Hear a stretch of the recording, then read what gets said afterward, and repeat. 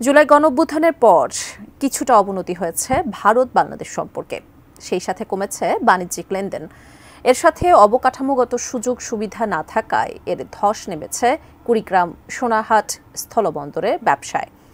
আর এতে আমদানি ও রপ্তানিতে নেতিবাচক প্রভাব পড়ছে উত্তরবঙ্গের ব্যবসায়ীদের উপর।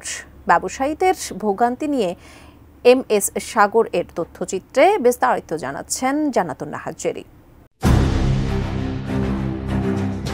2013 সালের সেপ্টেম্বরে দেশের 18তম স্থলবন্দর হিসেবে যাত্রা শুরু করে কুড়িগ্রামের সোনাহাট স্থলবন্দর। চালুর পরপরই ব্যবসায়ীদের কাছে জনপ্রিয় হয়ে ওঠে এ বন্দর।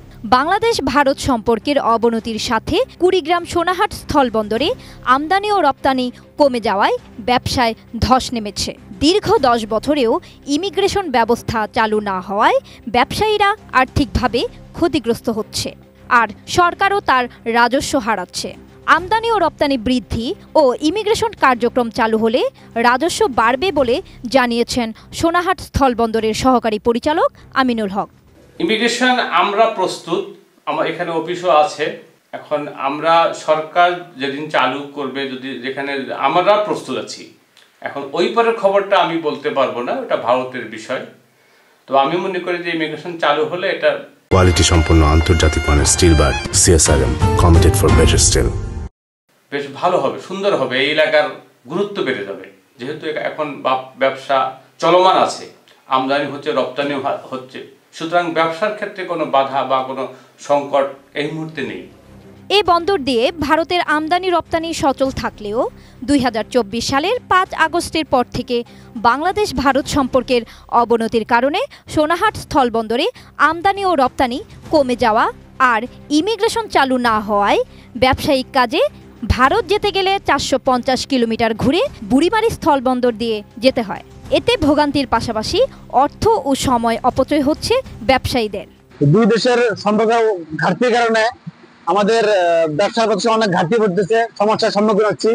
মাল বেশি করে ঢুকতেছে না, এই জন্য আমাদের বেল মেশিন আছে অনেকগুলা, কিন্তু গাড়ি ঢোকে 50-60টা, যার কারণে অনেক গ্যাপে আমরা পড়ে যেতেছি। এদিকে একটু দৃষ্টি রাখতে চাই। আর দ্রুত আমাদের এখানে ইমিগ্রেশন দরকার।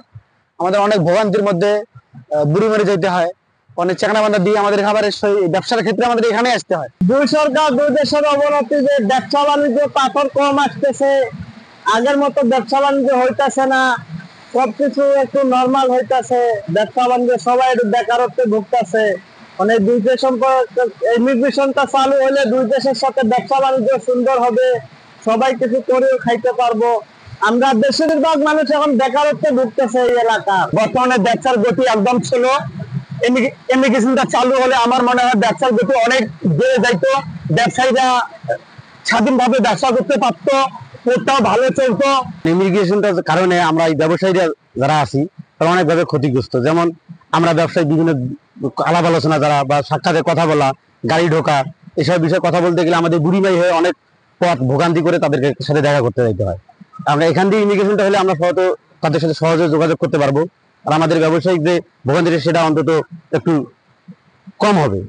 সোনাহাট স্থলবন্দরে ইমিগ্রেশন চালুর ব্যাপারে সরকারের পক্ষ থেকে অনুমতি পাওয়া যায়নি। ইমিগ্রেশন চালু হলে রাজস্ব বাড়বে। ব্যবসায়ীরা বলছেন, আমদানি ও রপ্তানি বৃদ্ধি আর ইমিগ্রেশন চালু না হওয়ায় অনেক ব্যবসায়ী এ বন্দর থেকে মুখ ফিরিয়ে নিচ্ছেন। সংশ্লিষ্টরা বলছেন, একমাত্র ইমিগ্রেশন চালু হলেই এ বন্দর দিয়ে বাড়বে আমদানি রপ্তানি। জান্নাতুন নাহার জেরি, ATN নিউজ।